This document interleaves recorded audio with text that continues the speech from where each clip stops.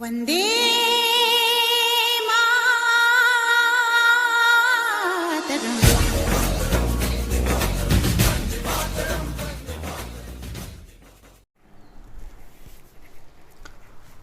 Hello everyone, this is Nihal, you are watching your channel Kalam को सलाम। हम लोग पढ़ रहे हैं क्लास 10th के लिए chapter number 3 pair of linear equations in two variable.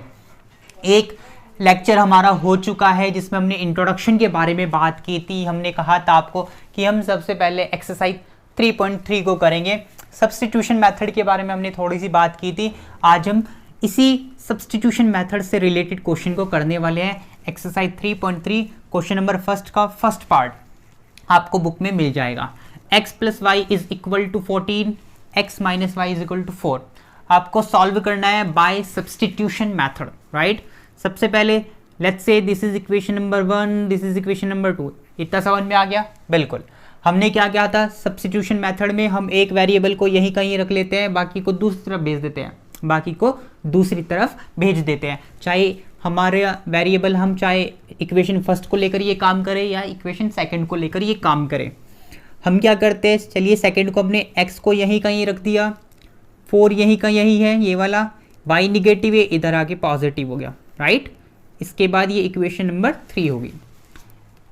अब हम क्या करते हैं, आप देख पा रहे हो इक्वेशन नंबर 3 में x के इक्वल में 4 प्लस वाई है। अब हम क्या करेंगे, हमने सेकेंड इक्वेशन का यूज़ किया है क्या करने के लिए कि हमने एक वेरिएबल को यहीं कहीं रख दिया, बाकी को दूसरी तरफ भेज दिया, दूसरी साइड भेज दिया। अब हम क्या करेंगे, जो ये x की वैल्यू आई है इस वैल्यू को हम अनदर इक्वेशन में रख देंगे जहां पर x होगा। हमने 2 का यूज़ करके ये ले आए, अभी हमने 1 का यूज़ नहीं किया। अब हम 1 को लिख लेते हैं x प्लस, अब चाहे तो इसको लिख भी सकते हो, आप ऐसे लिख सकते हो बाय इक्वेशन, शॉर्ट में लिख लेते हैं बाय इक्वेशन फर्स्ट।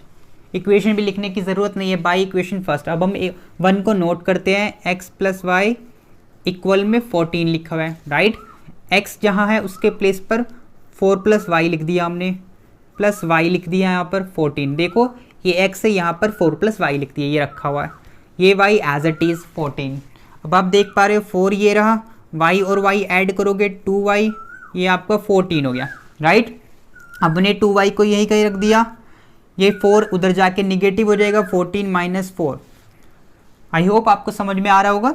तो यहाँ पर आप देख रहे हो 2y इक्वल में 14 में से 4 लेस करोगे, ये आपका 10 आ गया, 2 5 ज़ा 10, 2 5 ज़ा 10, तो y कितना आ गया आपका 5 आ गया, y कितना आ गया आपका 5 आ गया। अब जो y की वैल्यू आ गई, चाहे आप इक्वेशन फर्स्ट में रख दीजिए, इक्वेशन सेकेंड में रख दीजिए, इक्वेशन थर्ड में रख दीजिए, राइट। तो हम थर्ड में रख लेते हैं, हम लिख लेते हैं बाय इक्वेशन 3। तो 3 को आप लिख लीजिए 4 प्लस वाई, यहाँ पे 4 एज इट इज़, वाई कितना आया आपके पास 5 आया। अब आप दोनों को ऐड करोगे, x आपका आ गया 9। तो ये आपको करना था। एक बार फिर से समझ लीजिए, 2 इक्वेशन आपको गिवन थी, आपको दोनों को सॉल्व करना है। सॉल्व करने का मतलब जो आपको वेरिएबल दिए हुए थे, वेरिएबल आपके x और y है, दोनों की वैल्यू फाइंड आउट करनी थी। और आपको जो मेथड यूज़ करना है वो है सब्स्टिट्यूशन मेथड। सब्स्टिट्यूशन मेथड में आप क्या करते हो, वैल्यू को सब्स्टिट्यूट करते हो, यानी कि एक वेरिएबल को वहीं का वहीं, बाकी को दूसरी तरफ भेज दोगे आप। और जो वैल्यू आएगी, जो आपका वेरिएबल को रखने के बाद, एक वेरिएबल को एक ही तरफ रखने के बाद जो वैल्यू बनेगी उसको हम अनदर इक्वेशन में पुट कर देंगे।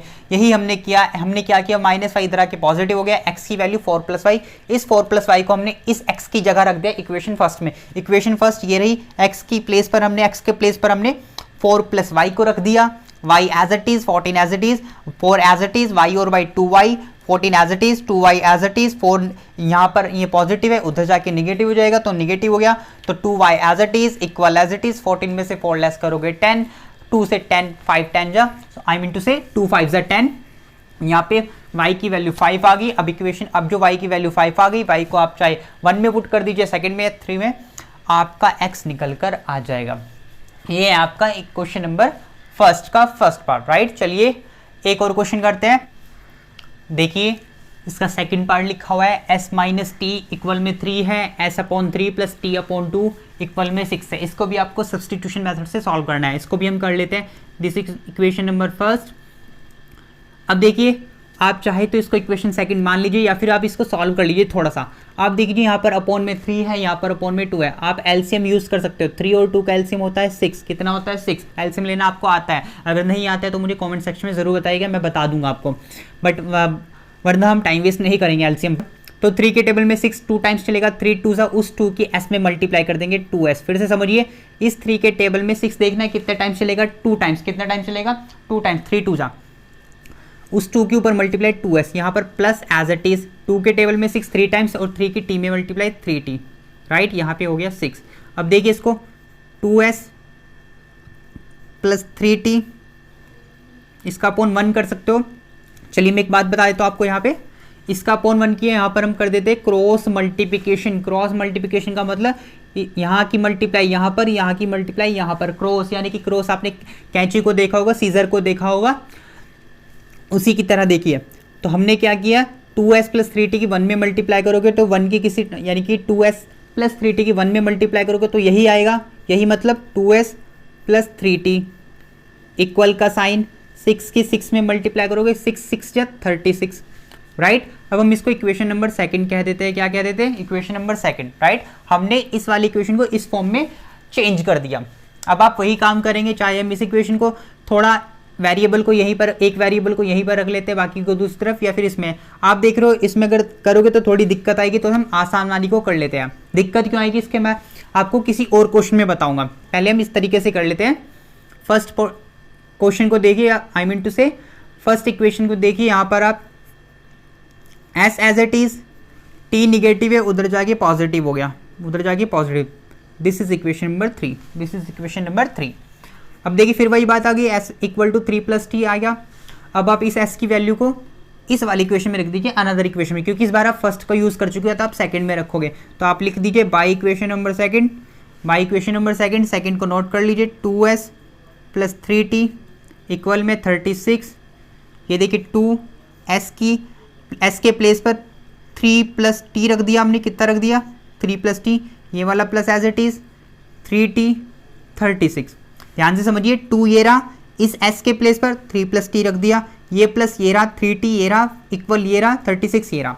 अब देखिए हम 2 के अंदर मल्टीप्लाई, 2 3 जा 6 हो गया, 2 3 जा कितना हो गया 6 हो गया, प्लस 2 की t में मल्टीप्लाई करोगे 2t हो गया, प्लस में 3t लिखा हुआ है और इक्वल में 36 लिखा हुआ है। इक्वल में कितना लिखा हुआ है 36। अब देखिए 6 2t है और 3t है, दोनों को ऐड करोगे तो 5t हो गया, इक्वल में 36 हो गया। अब आप देखिए 5t यही कहीं, 6 उधर जाके निगेटिव हो जाएगा, 6 उधर जाके क्या हो जाएगा निगेटिव हो जाएगा। 36 में से 6 लेस करोगे तो 30 हो गया, तो 5 6 जा 30, t आपका आ गया 6, t कितना आ गया आपका 6। अब t की वैल्यू आप यहाँ पर पुट कर सकते हो 3 में, by equation number 3, by equation 3 को नोट कर लीजिए। s is equal to 3 plus T, 3 plus T, तो s इक्वल टू 3, t आपका आया 6, दोनों को ऐड करोगे ये आपका आ जाएगा 9। कितना आएगा 9। तो ये हो गया आपका फर्स्ट का second part. I hope it's clear. देखो सिर्फ कैलकुलेशन की है, अगर आपने सब्स्टिट्यूशन मेथड को कि एक पॉलिनोमियल को इधर ही रखना बाकी को दूसरी तरफ भेजना है, तो आप इस चीज़ को माइंड में रखोगे तो आप ईजिली इसको कर ले जाओगे, राइट। सो मैंने आपको 2 क्वेश्चन कराए हैं, हम धीरे धीरे बढ़ेंगे चैप्टर की तरफ क्योंकि अभी स्टार्टिंग है। ठीक है दोस्तों, कोई दिक्कत है, कोई परेशानी आप लोगों को तो मुझे कमेंट में ज़रूर लिखिएगा। कोई भी आपको क्वेश्चन समझ में नहीं आ रहा हो या आपको हमारा जो मेथड है पढ़ाने का उसमें कोई प्रॉब्लम हो रही है तो प्लीज़ आप मुझे लिखिएगा ज़रूर। So that's all for today, thank you.